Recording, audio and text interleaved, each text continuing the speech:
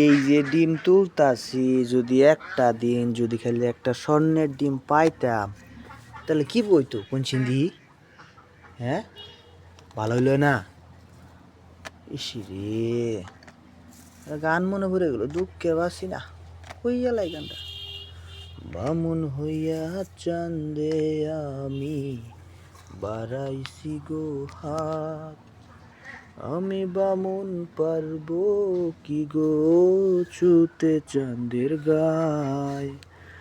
চাঁদ যে থাকে উপর তলায়, বামুন থাকে নিচে। চাঁদ যে থাকে উপর তলায়, বামুন থাকে নিচে।